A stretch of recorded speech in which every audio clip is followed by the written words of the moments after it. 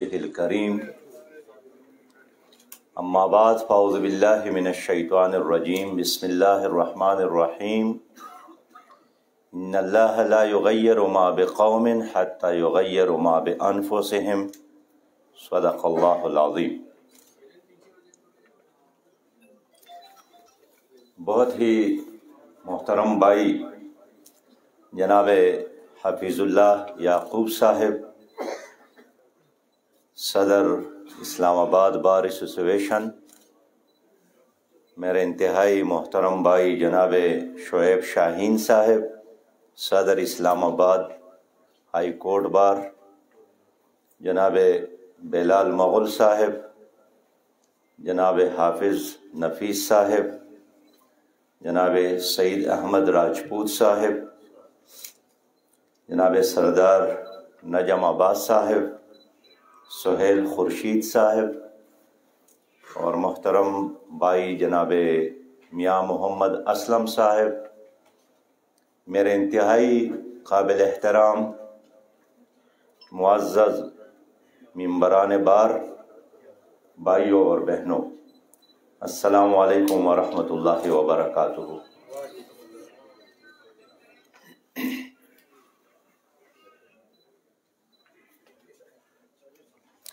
آپ کے چہروں کو دیکھ کر میں خوفزدہ ہو گیا ہوں، اور دل چاہتا ہے کہ ایک ایک سے پوچھوں کہ صبح ناشتہ کسی نے دیا ہے یا نہیں دیا ہے؟ دیا ہے؟ میں آپ کے چہروں پر مسکراہٹیں دیکھنا چاہتا ہوں۔ میں بہت زیادہ شکر گزار ہوں بار کے صدر کا، کیبنٹ کا، کہ انہوں نے مجھے اس تاریخی اور عظیم بار میں گفتگو کرنے کا موقع دیا۔ یہ میرے لیے ایک اعزاز ہے کہ آج میں ان دوستوں کے درمیان ہوں جن کے ایک ممبر نے، جن کے ایک سینئر وکیل نے، قابل قدر وکیل نے پاکستان کو بنایا تھا، اور اب میں آیا ہوں کہ پاکستان تو قائد اعظم محمد علی جناح نے بنایا تھا، اب آپ لوگوں نے اس کو بچانا بھی ہے۔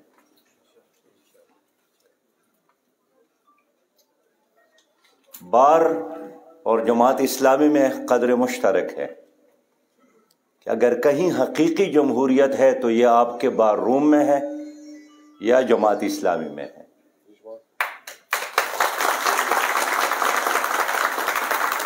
سردی ہو، گرمی ہو، ماشاء اللہ ہو، جمہوری دورانیہ ہو، کبھی بھی میں نے نہیں سنا ہے کہ بار میں الیکشن نہیں ہوا، اور کبھی میں نے نہیں سنا ہے کہ جماعت اسلامی میں اپنے نظام اور دستور کے مطابق انتخاب نہیں ہوا۔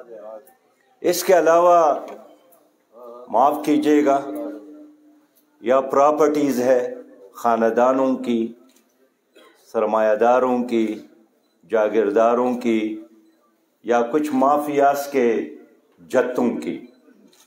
حقیقی جمہوریت تو بس یہاں ہے۔ بہت مشکل موضوع ہے کہ حالات حاضرہ اور سیاست پر بات کروں۔ شعیب بھائی نے جمہوریت کی بات کی۔ آج کی جمہوریت بوٹوں کی بنیاد پر، لوٹوں کی بنیاد پر اور نوٹوں کی بنیاد پر کڑی ہے۔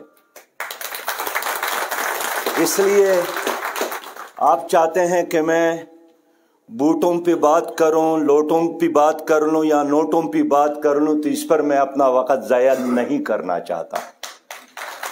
میں آپ کے پاس آیا ہوں ایک خواب دیکھنے، اور میں چاہتا ہوں کہ ہم ایک خواب دیکھیں اور خود ہی اس کی تعبیر نکالنے کی کوشش کرے۔ ایک ایسا خواب کہ ہم صبح اپنی دفتر کی طرف اور عدالت کی طرف آ رہے ہیں، اور راستے میں سرخ بتی نظر آئی، لوگ کھڑے ہو گئے قطار میں، اور ہمیں کوئی हैरानगी नहीं हुई कि उस कतार में वक़्त का वज़ीर आज़म भी खड़ा है और सुर्ख बत्ती का एहतराम कर रहा है, और एक मजदूर और एक वकील और एक डॉक्टर भी खड़ा है।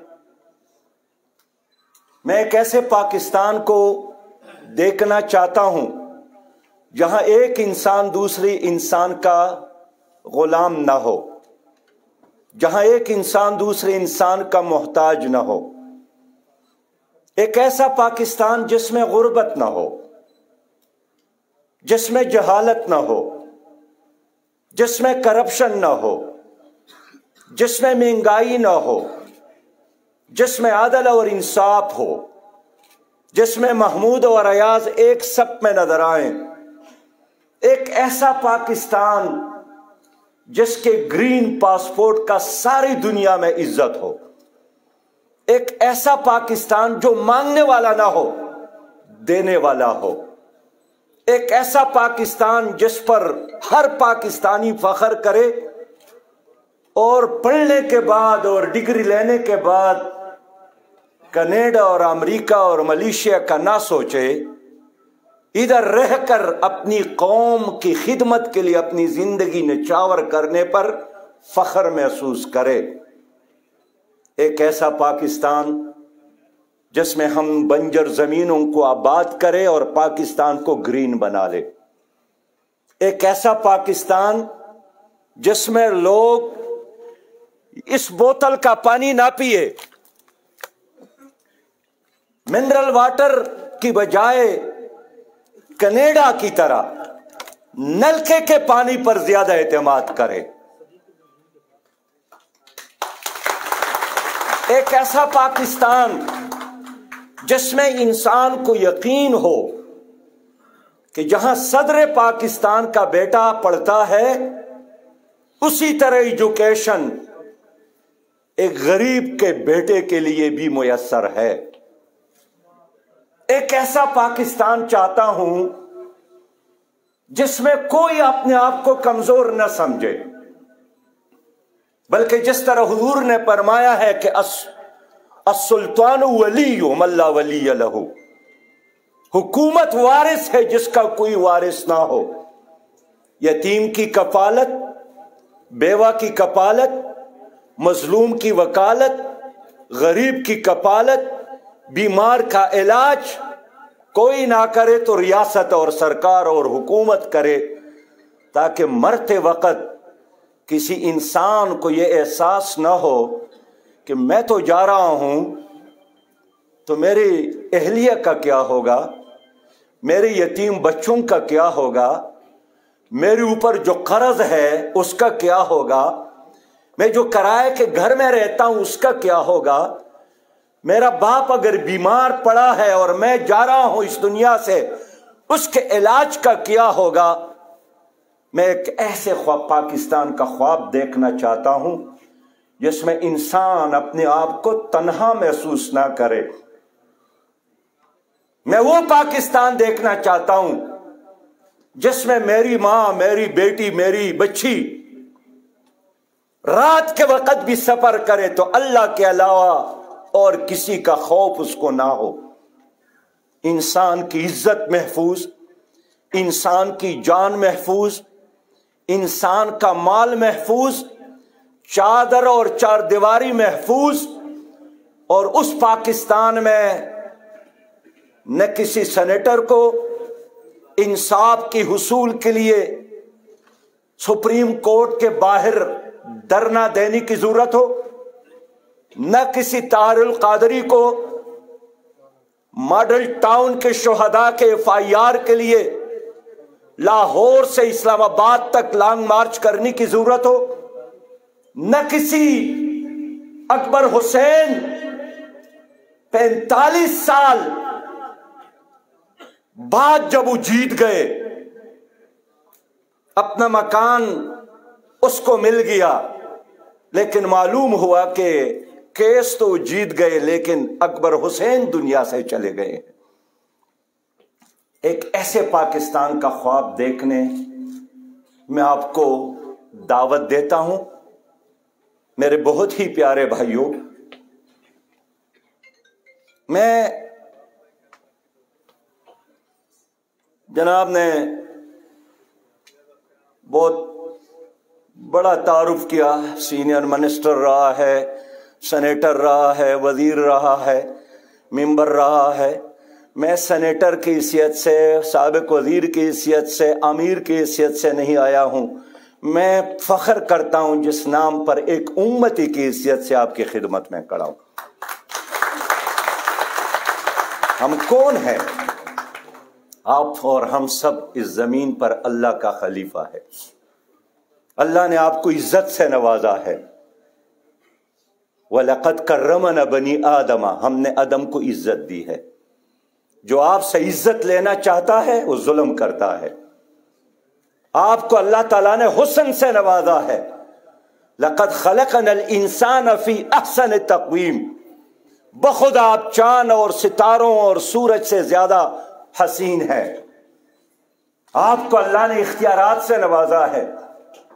میرے بہت ہی پیارے بھائی، اللہ نے آپ کے لیے زمین کو فرش بنایا، آپ کے لیے آسمان کو چھت بنایا، آپ کے لیے اللہ تعالیٰ نے چاند سورج اور ستاروں کو روشن کیا ہے، آپ کے لیے اللہ نے نمک کو کڑوا بنایا، شہد کو میٹھا بنایا، پھولوں کو رنگ اور خوشبو بخشی۔ یہ پورا انتظام آپ کے لیے ہے۔ بس آپ سے یہی اللہ کہتا ہے کہ میرے علاوہ اور کسی کی بندگی نہ کرو۔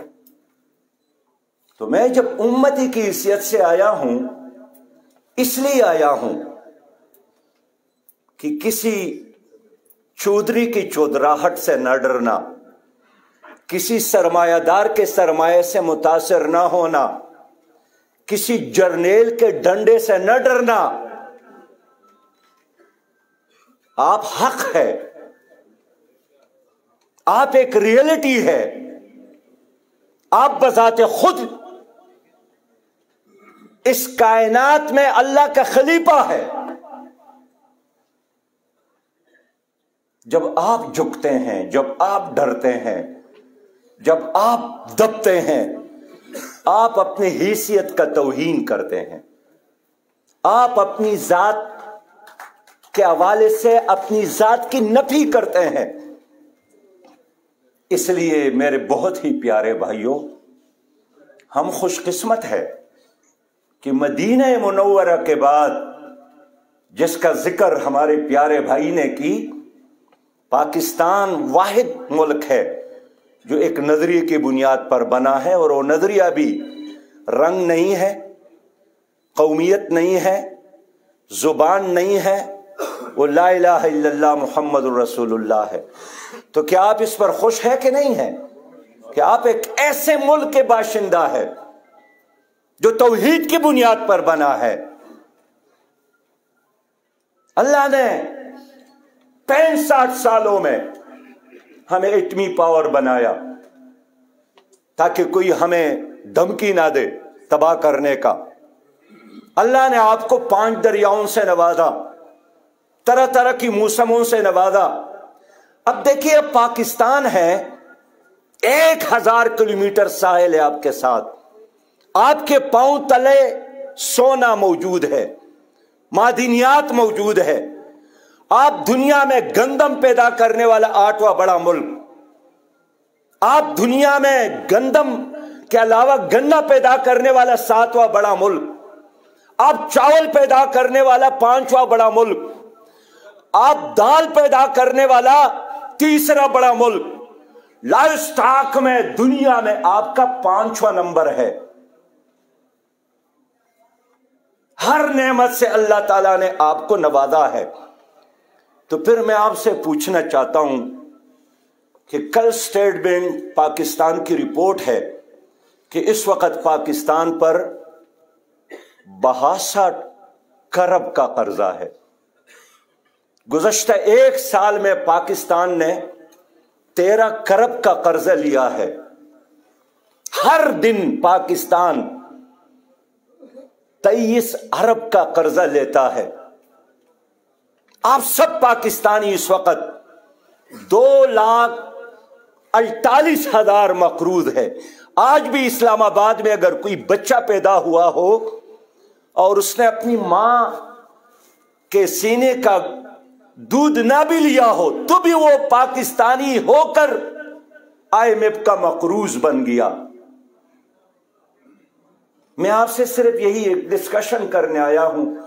میری تقریر کے دوران بھی آپ سوال کر سکتے ہیں، میں مینڈ نہیں کرتا ہوں، میں ایک جمہوری آدمی ہوں، ڈسکشن پر یقین رکھتا ہوں، لیکن میں آپ کے ساتھ ایک جرگہ کرنے آیا ہوں کہ آج پاکستانی دنیا میں ایک ایسی قوم ہے کہ روزانہ 325 افراد یرقان سے مرتے ہیں، 1 لاکھ لوگ ہر سال کینسر سے مرتے ہیں، 8 کروڑ اس وقت غربت کی لکیر سے نیچے، 2.5 کروڑ بچے تعلیمی اداروں سے باہر، ہر پاکستانی 5واں پاکستانی ڈپریشن کا شکار۔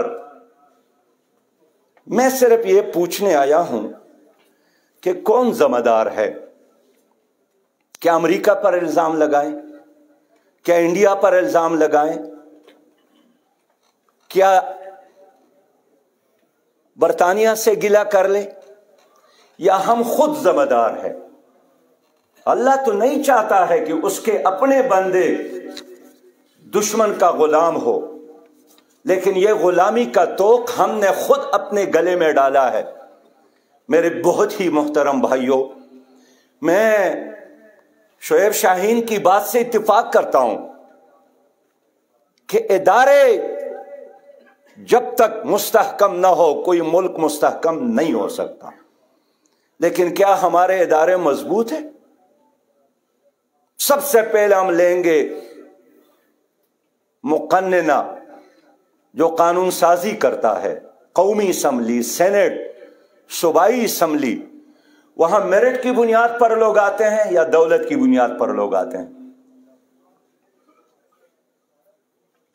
میرے بہت ہی محترم بھائیوں، میں اختصار سے بات کروں گا کہ تمہاری ساری سیاست اور سیاستدان، یہی جاگیردار، نواب وڈیرے، یہ ایسٹ انڈیا کمپنی کا ایک تسلسل ہے، اور جس کو آپ اسٹیبلشمنٹ کہتے ہیں یہ بھی رائل انڈین آرمی کا تسلسل ہے۔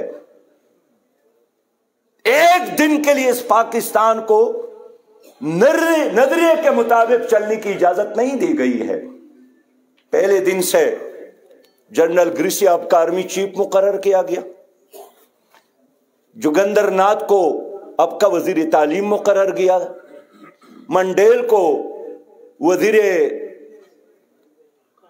قانون مقرر کیا گیا۔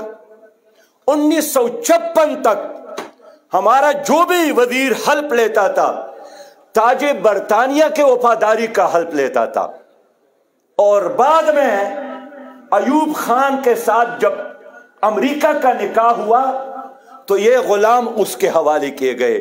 وہ دن اور آج کا دن کہ ہم اس کے ڈکٹیشن پر چلتے ہیں، کون حکمران ہوگا، کون 25 سال بعد حکمران ہوگا، کون 35 سال بعد حکمران ہوگا۔ میں آپ کے ساتھ شیئر کروں گا کہ خود امریکہ کے اندر ایک فاؤنڈیشن ہے جس کا کام اسلامی ممالک کے لیے قیادت تیار کرنا ہے۔ اس وقت بھی آپ کے بڑے بڑے خاندانوں کے جو بچے اور شہزادے ہیں اس فاؤنڈیشن کے مہمان ہیں، آئندہ 35 سالوں کے لیے آپ کے لیے وہ قیادت تیار کر رہے ہیں۔ انہوں نے اداروں کو تباہ کیا۔ آپ کا مقننہ ہے، ایک دن میں 35 قوانین FATF کے دباؤ پر انہوں نے تو منظور کروائے، ایک قانون پر چند منٹ بھی انہوں نے ڈسکشن نہیں کی۔ جنہوں نے ٹپا لگایا اس نے پڑھا بھی نہیں تھا، لیکن چونکہ ورلڈ بینک اور IMF کا آرڈر تھا، پیپلز پارٹی، مسلم لیگ اور PTI نے مل کر ان پر ٹپا لگایا، اس لیے کہ ان کے آقاؤں کا حکم تھا۔ میرے بہت ہی محترم بھائیوں، انہوں نے ہمارے عدلیہ کو تباہ کیا۔ آپ کے علم میں ہے چرچل نے پوچھا تھا جب جرمن نے حملہ کیا کہ کیا ہمارے ملک میں عدالتوں میں انصاف ہے، اور جب کہا گیا کہ ہاں انصاف ہے، انہوں نے کہا کوئی ہمیں شکست نہیں دے سکتا۔ لیکن گزشتہ دنوں یہاں ایک جوڈیشری کانفرنس میں جب ایک دوست نے وہ ججز سے پوچھا کہ کیا ہمارے ملک کی عدالتوں میں انصاف ہے، تو 350 ججز میں سے صرف ایک آدمی نے کہا اور باقی سب نے کہا کہ انصاف نہیں ہے۔ ساہیوال کا واقعہ ہوا، بچوں کے سامنے، عمیر نام تھا، میں ملنے گیا، ان کی ماں، ان کے والد، ان کی بہن کو شہید کیا گیا۔ کیا ہوا؟ کچھ نہیں ہوا۔ یہ جو ناظم ہے، جھوکیو ناظم، قتل کیا، کچھ نہیں ہوا۔ جتوئی نے ایک آدمی کو قتل کیا، عدالت نے سزا سنائی، سرمایہ دار کا بیٹا تھا قاتل، تو بنگلہ لے کر اس پر ہاسپٹل کا بورڈ لگایا، وہاں ٹیبل ٹینس بھی کھیلتا تھا، مزے کرتا تھا، کچھ نہیں ہوا، اور بالآخر اس کو باہر جانے دیا گیا۔ میں مانتا ہوں کہ آپ کے ججز کے مراعات دنیا کے 10 ممالک میں سے ہے جو سب سے زیادہ مراعات لیتے ہیں، لیکن آپ کی عدالتوں کی کارکردگی دنیا کے 180 ممالک میں آپ جانتے ہیں کہ 128 نمبر پر ہے۔ میں یقین کے ساتھ کہہ سکتا ہوں کہ آدمی سانپ اور بچھو اور بجلی کی کرنٹ سے اتنا نہیں ڈرتا ہے جتنا آپ کی عدالتوں کے دروازے میں داخل ہونے سے انسان ڈرتا ہے۔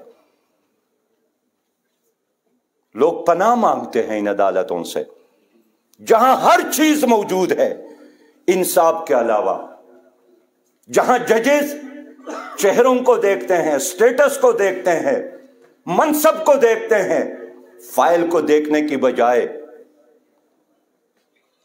ہمارا دین ہے۔ اس کا پہلا آرڈر کیا تھا حضرت ابوبکر کا رضی اللہ تعالیٰ عنہ جب خلیفہ ہو گئے، وَالضَّعِيفُ فِيكُمْ قَوِيٌّ عِنْدِي حَتَّى أُرِيحَ عَلَيْهِ حَقَّهُ، تمہارے اندر جو غریب آدمی ہے وہ میرے ہاں سب سے زیادہ طاقتور ہے جب تک ان کو ان کا حق نہ دلا دوں۔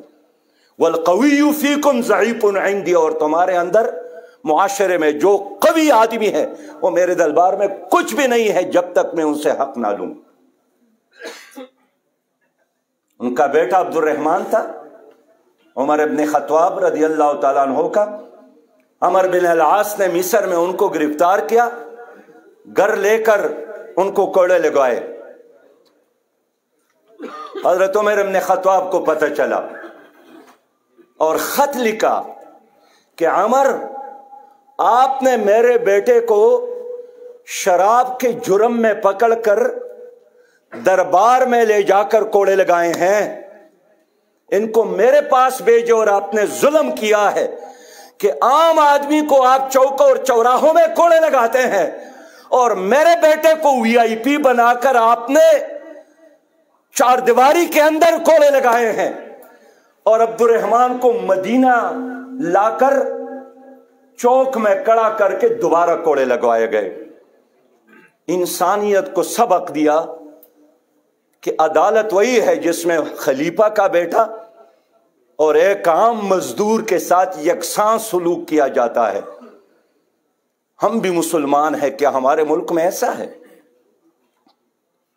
ہماری ایک بہن نے فریاد کی کہ ان کا شوہر 8 سالوں سے غائب تھا، وہ عدالت میں آ گئی اور درخواست کی کہ اب میرے بچے بڑھ گئے ہیں، تو اگر میرے شوہر کو آپ لوگوں نے مارا ہو تو ان کی قبر کے پاس لے جانا، اگر جیل میں ہو تو مجھے ان سے ملنے کی اجازت دینا، اس لیے کہ اب میرے بچے مجھ سے پوچھتے ہیں کہ امی ہمارا ابو کون ہے۔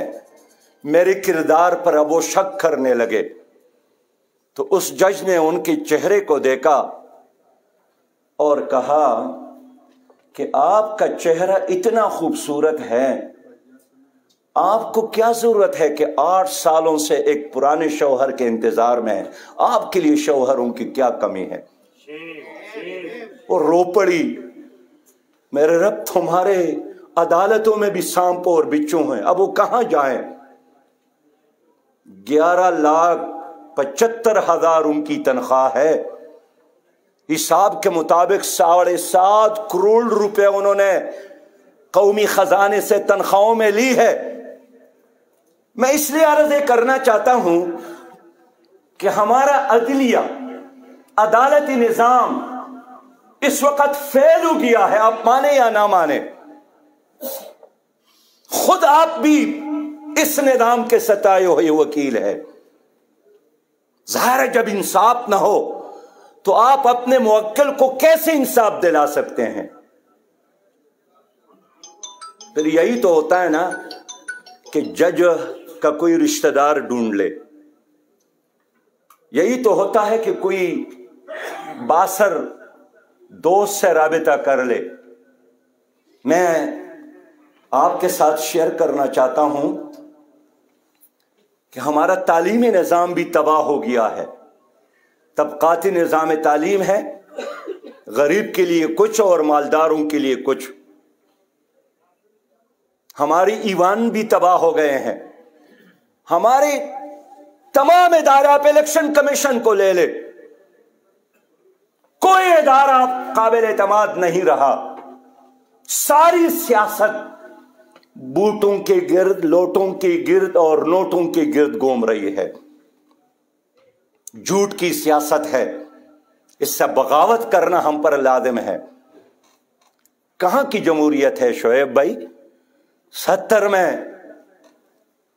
161 حلقوں میں کامیابی ملی شیخ مجیب کو، اور 81 حلقے ملے، کامیابی ملی، سیٹ ملے پیپلز پارٹی کو۔ حکومت کس کو ملی؟ کیا شیخ مجیب کو کسی نے قیادت دی؟ پاکستان ٹوٹتا، بنگلہ دیش بنتا؟ اگر جمہوریت ہوتی، روٹی کپڑوں اور مکان کا نعرہ، سب سے پہلے پاکستان کا نعرہ، پاکستان کو ایشین ٹائیگر بنانے کا نعرہ، حقیقی تبدیلی کا نعرہ سراب ہے، 100% جھوٹ نکلا۔ ایک تسلسل ہے اسٹیٹس کو کا۔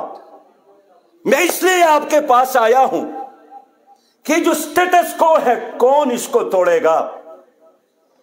کیا یہ ہماری قسمت میں ہے کہ غریب کے گھر ہمیشہ غریب پیدا ہوگا؟ کیا غریب کا کام ان بڑے لوگوں اور وی آئی پیز کے گھروں کا طواف ہے؟ کیا آپ کا کام یہی ہے کہ آپ ووٹ دیں اور آپ ان کے غلام بنے اور وہ آئی میپ کے غلام بنے؟ میں یہی چاہتا ہوں کہ ہم مل کر کہیں کہ اسٹیٹس کو نہیں مانتے ہیں، اسٹیٹس کو مسٹ گو، اب اس کو ختم ہونا چاہیے۔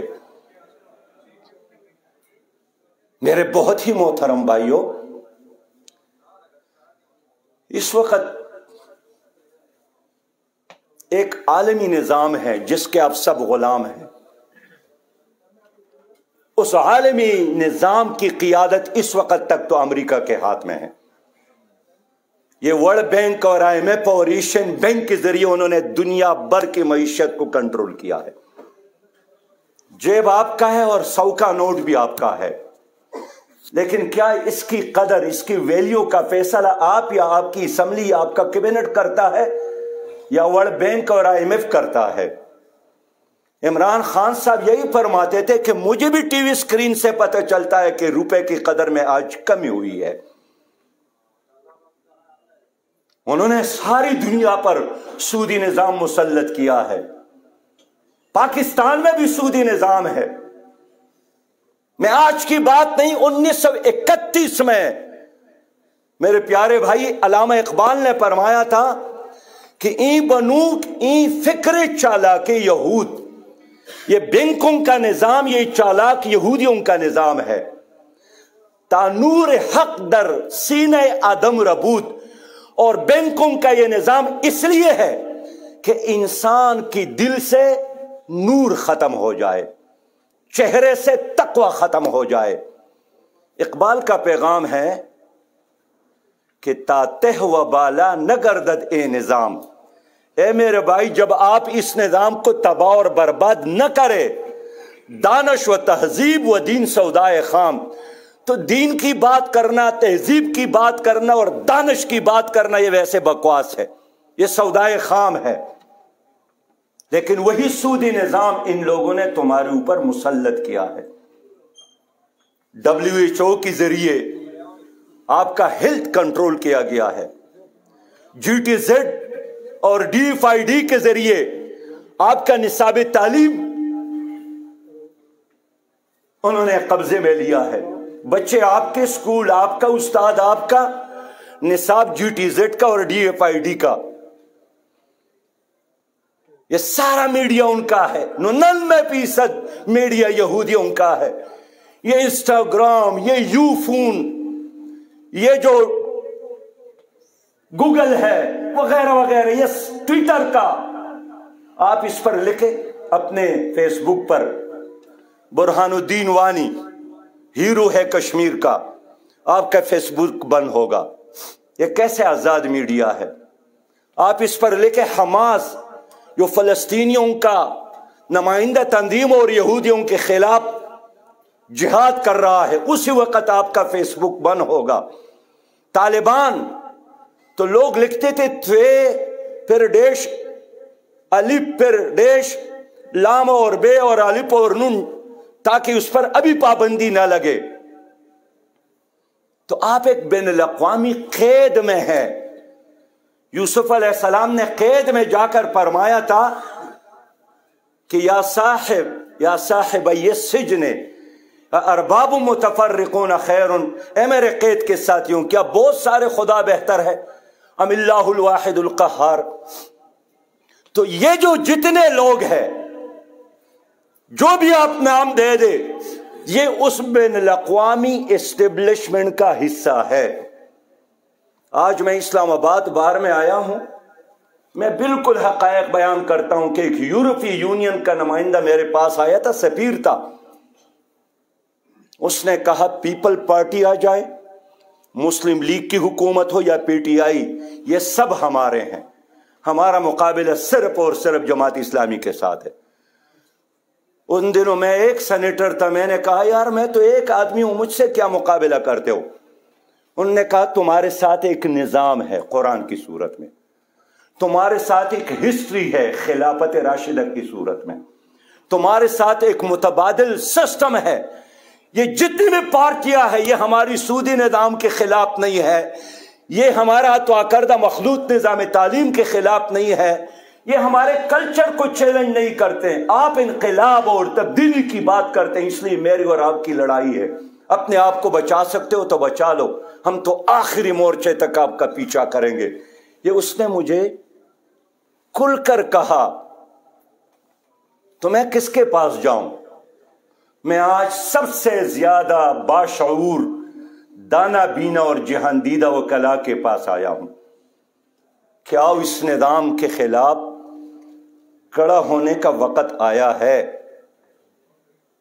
میں ہمیشہ کہتا ہوں کہ نظام کو تبدیل کر لے. اب دیکھیے مسلم لیگ کے بعد PTI کی حکومت آئی، PTI کے بعد اب PDM کی حکومت آئی. نظام بدلا یا نظام کا چوکیدار بدلا؟ بتائیں نا، آپ سچ تو بولیں نا. وہی پرانا نظام ہے، چوکیدار بدلا.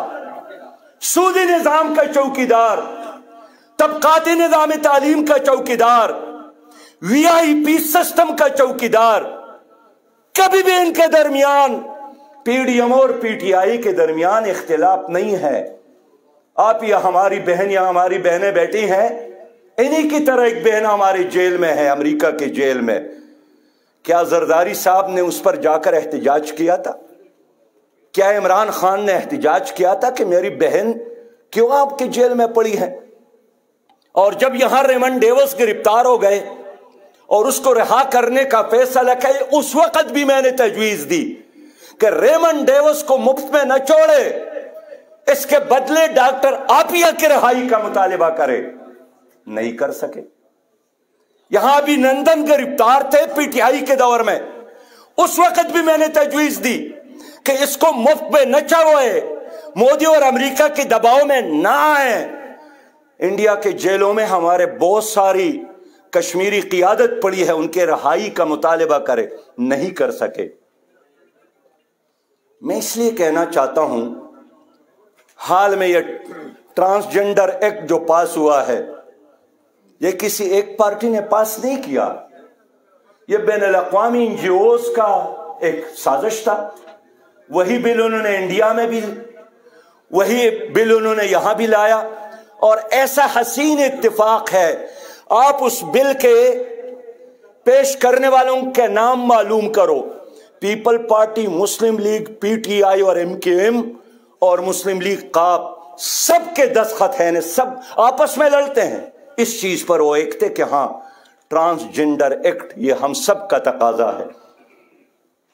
कश्मीर को सबने मिलकर हवाला किया। कल की बात है, यहां OIC का इजलास हुआ अफगानिस्तान के हवाले से। हमारा ये ख्याल था PTI की हुकूमत है तो जरूर काबल की हुकूमत को तस्लीम करवाएंगे और खुद तस्लीम करेंगे। न PDM ने तस्लीम किया आज तक, न PTI ने तस्लीम किया आज तक, इसलिए कि जब तक अमेरिका इजाजत ना दे ये रिस्क नहीं ले सकते। कैसे आप आजाद मुल्क है, कैसे आप एटमी पावर है। मैं इसलिए कहना चाहता हूं कि आप थोड़ा सा सोचे, आज के अखबारात में है कि जरदारी साहब कराची से पहुंचे, मौलाना फजल रहमान साहब भी तशरीफ लाए हैं, महमूद खान अचकज़ई लाला और बाकी भी, और आर्मी चीफ का फैसला करने जा रहे हैं। पता नहीं आर्मी चीफ का फैसला कहाँ होगा, किसी बंगले में होगा या बरी इमाम में होगा, किसी खानकाह में होगा या किसी हुजरे में होगा। आर्मी चीफ का फैसला कर रहे हैं जनाबे शहबाज शरीफ और जनाबे जरदारी, वो भी शरीफ है, और जनाबे मौलाना फजल रहमान साहब। लेकिन फर्ज करे आज अगर PTI की हुकूमत होती तो आज फैसला करते इमरान खान साहब, मैडम शिरीन मजारी साहिबा, आजम स्वाति साहब, फवाद चौधरी साहब, और आज लोग उनसे पूछते और वो पूरी सरार बनते कि फैसला कर लिया है, लेकिन ऐलान खान साहब खुद करेंगे, कोई और नहीं करेगा, पाबंदी लगी है। क्या सारी दुनिया में ऐसे होता है? क्या ये एक एटमी पाकिस्तान का इमेज है? अब इस तरह के मशावरतों के नतीजे में जो आर्मी चीफ बनेगा वो आर्मी चीफ होगा या इन पार्टियों के मुफादात का चौकीदार होगा? आप बताएं। इसलिए जमात इस्लामी ने शुरू ही से यह मौक़िफ़ इख्तियार किया है कि इतने अहम इदारों के सरबराहान को सियासी लीडरों के, और जिनका किरदार भी कौम के सामने है, उनके रहमो करम पर ना छोड़े। और जिस तरह सुप्रीम कोर्ट का एक तरीक़ेकार है अज खुद, उसी तरह एक तरीक़ेकार बना ले। मुझे खुशी है कि आज इमरान साहब ने भी मेरी उस मौक़िफ़ की हमायत की है कि सीनियरिटी की बुनियाद पर होने चाहिए, लेकिन वो कल सीनियरिटी की भी इसलिए खिलाफ थे कि सीनियरिटी के नतीजे में कौन आ सकता है और कौन नहीं आएगा। मेरे बहुत ही मोहतरम भाइयों, मैं आपसे यही आखिरी बात करना चाहता हूं कि हम क्या कर सकते हैं। हम जमात इस्लामी हैं और मैं नहीं चाहता हूं कि अपना वक़्त दूसरों के बारे में तस्करों पर ज़ाया कर लूं। मैंने चंद उसूली बात की है कि ये अफराद है, ये सियासी जमातें नहीं हैं। वरना मैंने इलेक्शन कमीशन से दरख्वास्त की है कि जो पार्टी अपने पार्टी के अंदर इलेक्शन का इनेकाद नहीं करती उनको इलेक्शन में हिस्सा लेने की इजाजत ना दे। मैंने ये भी बहने बैठे हैं, मैंने ये भी इलेक्शन कमीशन से कहा है कि जो लीडर, MNA, सेनेट का, सूबाई असम्बली का कैंडिडेट इलेक्शन कमीशन में सर्टिफिकेट पेश नहीं करता कि उसने अपनी बेटी को हक दिया है, उसने अपने बहन को हक दिया है, उसने अपनी बीवी को हक दिया है, उसको भी कंसिडर न किया जाए एज उम्मीदवार।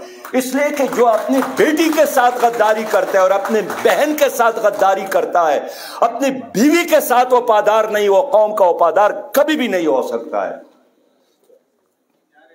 हम यही चाहते हैं कि इस मुल्क में सियासी जमातों के साथ हम राबते कर रहे हैं 3 पॉइंट्स पर कि आईन के बालादस्ते और सिविलियन बालादस्ती के लिए एक न्यू सोशल कॉन्ट्रैक्ट हो जाए, एक नया मुआहिदा हो जाए। हम ये चाहते हैं कि इलेक्शन रिफॉर्म्स हो। मैं इस पर जरदारी साहब, शहबाज शरीफ साहब, इमरान खान साहब से मैंने बात की है कि इस इलेक्शन के नतीजे में कोई तब्दीली और इनकलाब और आम बासलियत आदमी को ईवान में जाने का मौका नहीं मिलता है। हमारा सही रास्ता यही है कि मुतनासिब नुमाइंदगी हो, लोग पार्टी लीडर को और पार्टी को वोट दे, पार्टी के मंशूर और विजन को वोट दे, और पार्टी लीडर फिर हर शोबे के लिए बासलाहियत लोगों को कौमी असम्बली में नामजद करे। मुतनासिब नुमाइंदगी दुनिया के बहुत सारे ममालिक में है। हमने पार्टियों को दावत दी है कि जब इस्टेब्लिशमेंट ने खुद ही ऐलान किया है और 22 करोड़ अवाम के सामने प्रेस कॉन्फ्रेंस करके वादा किया है कि अब हम सियासत में नहीं आएंगे, तो फिर आना चाहिए कि हम खुद एक निज़ाम, एक मैकेनिज्म बना ले कि इसका तरीक़ेकार क्या होगा, जिस पर हम तमाम सियासी जमातों से शुएब शाहीन के तजवीज़ के मुताबिक राबते कर रहे हैं। मेरे बहुत ही प्यारे भाइयों, अल्लाह ताला ने हमें मौका दिया तो जमात इस्लामी का विजन है कि इंसाफ सब के लिए। जमात इस्लामी का ऐलान है तालीम सब के लिए। जमात इस्लामी का वादा है छत सब के लिए। जमात इस्लामी का अज़म है रोजगार सब के लिए। और जब तक किसी नौजवान को रोजगार ना मिले तो हुकूमत बाउंड है बेरोजगारी अलाउंस देने का। हम चाहते हैं कि हर बुजुर्ग को इज्जत मिले और बुढ़ापा अलाउंस। हम चाहते हैं कि जितने पाकिस्तान में बंजर जमीन पड़ी है, हमारे साथ अल्हम्दुलिल्लाह इस वक्त 79.7 मिलियन एकड़ जमीन है, जिसमें से सिर्फ 22% ज़ेर-ए-काश है, बाकी बंजर पड़ी है। हमारा यह आज़म है इंशाअल्लाह हम आएंगे, हम इन तमाम बंजर ज़मीनों को नौजवानों में तकसीम करेंगे ताकि उसको आबाद करे। और जिन जिन लोगों को सरकार ने ज़मीनें दी है और आबाद नहीं किया है, हम इंशाअल्लाह उनसे वापस लेकर उन लोगों को देंगे जो बेघर है और जो इसको आबाद कर सकते हैं। मेरे प्यारे भाइयों और बहनों, हम जमात इस्लामी हैं। कोरोना वायरस में हमने इस कौम की खिदमत की, सैलाब के ज़माने में हमने इस कौम की खिदमत की, 50,000 हमारे वर्कर ने खिदमत की। मैं खुद एक एक जगह पर गया हूं। मुझे दुख होता है कि इस वक्त 3 करोड़ 33 लाख से ज्यादा लोग सैलाब के मुतासरीन हैं, लेकिन न हमारी वफाकी हुकूमत को एहसास है, न हमारी सूबाई हुकूमतों को। और इस वक्त मुल्क में कोई अपोजिशन नहीं है सिवाय जमात इस्लामी की। इसलिए PDM भी मरकज में हुकूमत में शामिल है। PTI 10 सालों से खैबर पख्तूनख्वा और पंजाब और कश्मीर और गिलगित बल्तिस्तान में है। पीपल पार्टी सिंध में है। तो कौन है? सब के सब हुकूमत में है और सब के सब एक्सपोज हो गए। मैं भी एक इंसान हूं, गलती कर सकता हूं, लेकिन जमात इस्लामी के अंदर अल्हम्दुलिल्लाह एहतिसाब का एक निज़ाम है। आजकल तोशा खाने का एक केस चल रहा है। मैं सिर्फ इतना चाहता हूं कि पाकिस्तान का वो कौन सा हुक्मरान है जिन्होंने इस तोशा खाने को नहीं लूटा है? क्या लोगों ने इनसे हार नहीं उठाए हैं? क्या लोगों ने इनसे मोटर नहीं चुराए हैं? क्या लोगों ने उनसे कलम और घड़ियां नहीं उठाए हैं? और ये क्या कानून है? कहते हैं कि 20% कीमत अदा करके वजीर आजम इसको ले सकता है। तो 20 कीमत छोड़िए, ایک غریب وکیل بھی یہ شورش بھی 50% دے گا، 60% دے گا، کیا یہ توشہ خانہ وہ سونے اور جواہرات ان کو دینے کے لیے تیار ہے؟ کیا حفیظ اللہ کو دے سکتے ہیں؟ کیا یعقوب شعیب شاہین کو دے سکتے ہیں؟ نہیں۔ یہ کون سا نظام ہے؟ الحمدللہ جماعت اسلامی میں یہ سسٹم ہے۔ ہم بھی باہر جاتے ہیں، لوگ قیمتی موبائل دیتے ہیں، لوگ گھڑیاں دیتے ہیں، واپس آ کر اپنے بیت المال میں جمع کرتے ہیں، رسید لے کر اس آدمی کو بیچتے ہیں۔ ویسے یاد آیا، ابو موسیٰ اشعری بصرے کا گورنر تھا، ان کو لوگوں نے تحفے دیے، ان نے ساتھ رکھے۔ حضرت عمر ابن خطاب نے ان کو بلایا، اس نے جواب دیا تو لوگوں نے مجھے دیے تھے۔ انہوں نے کہا ٹھیک ہے، یہ تو خیر جمع کر لے۔ گورنری سے ہٹا کر بیڑ بکریاں چرانے پر اس کو لگایا۔ ایک عرصہ بعد جنگل میں گئے، حضرت عمر ابن خطاب تو ابو موسیٰ اشعری اپنے بیڑ بکریوں کے ساتھ ایک پہاڑی کے ساتھ ٹیک لگائے بیٹھے تھے۔ تو حضرت عمر ابن خطاب نے پوچھا رضی اللہ تعالیٰ عنہ کہ ابو موسیٰ اشعری اب کوئی تحفے دیتے ہیں آپ کو؟ انہوں نے کہا کہ نہیں، اب کوئی تحفہ نہیں دیتا ہے۔ اس لیے میں عرض کرنا چاہتا ہوں کہ مجرم صرف عمران خان صاحب نہیں ہے، یہ ایک تسلسل ہے، اور سب کے ساتھ یہی بیانیہ ہے کہ چونکہ ماضی کے لوگوں نے یہ کیا ہے، اس لیے میرے لیے بھی جائز ہے۔ اس کلچر کو اگر کوئی جماعت تبدیل کر سکتی ہے، وہ صرف اور صرف جماعت اسلامی ہے۔ میں اس لیے کہنا چاہتا ہوں، آپ دانا بینا لوگ ہیں، میں نے آپ کا کافی ٹائم لیا۔ میں خود 2 بار سینئر منسٹر رہا ہوں، اور وزارت سے فارغ ہونے کے بعد اپنے آپ کو مسجد امامت خان میں پیش کیا کہ میں اپنے آپ کو احتساب کے لیے پیش کرتا ہوں۔ آج بھی میں اپنے آپ کو احتساب کے لیے پیش کرتا ہوں، لیکن کیا یہ باقی لیڈر بھی اپنے آپ کو احتساب کے لیے پیش کر سکتے ہیں؟ اگر آپ چاہتے ہیں میرے پیارے وکلاء، اگر آپ چاہتے ہیں کہ پاکستان کرپشن فری پاکستان بن جائے، تو ایسی جماعت کا ساتھ دے دے جو خود کرپشن فری ہو۔ اگر آپ چاہتے ہیں کہ حقیقی جمہوریت آ جائے، تو ایسی جماعت کا ساتھ دے دے جس میں حقیقی جمہوریت ہو۔ اگر آپ چاہتے ہیں کہ پاکستان سے سودی نظام کا خاتمہ ہو، تو پھر ایسی جماعت کا ساتھ دے دے جو اس کا ویژن اور عزم اور عمل یہی ہو۔ میں اللہ کی شکر کے ساتھ کہہ سکتا ہوں، مجھے خیبر پختونخوا میں موقع ملا تھا، اور میں نے اپنی صوبے میں سودی نظام ختم کر کے غیر سودی بینکاری کا آغاز کیا تھا۔ میں نے اپنی صوبے کو قرض فری صوبہ بنایا تھا۔ ایک فائنانس کے طالب علم کی حیثیت سے کہہ سکتا ہوں کہ اگر آپ لوگوں نے ساتھ دیا تو ہم پاکستان کو ایک کلین پاکستان بنا سکتے ہیں، ہم پاکستان کو ایک گرین پاکستان بنا سکتے ہیں، ہم پاکستان کو کرپشن فری پاکستان بنا سکتے ہیں۔ آپ کے ملک میں سالانہ 5,000 ارب کا کرپشن ہے۔ آپ کو قرضوں کی کیا ضرورت ہے؟ آپ ان کرپشن کو ختم کریں، لیکن نہیں کر سکتے یہ لوگ۔ یہ کام صرف اور صرف جماعت اسلامی کر سکتی ہے۔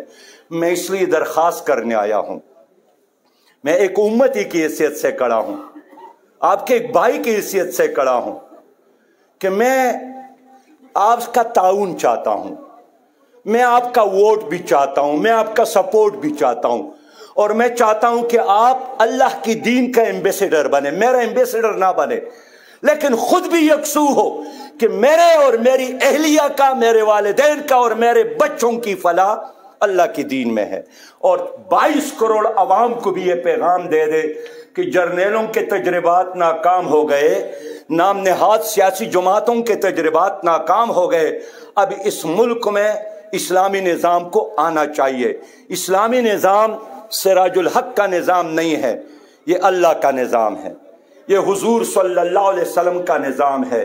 ماضی میں بھی یہی ہوا تھا کہ اِنَّا كُنَّا أَذَلَّ قَوْمٍ فَأَعَزَّنَا اللَّهُ بِالْإِسْلَامِ، ہم ذلیل قوم تھے، اللہ نے اسلام کے ذریعے ہمیں عزت دی۔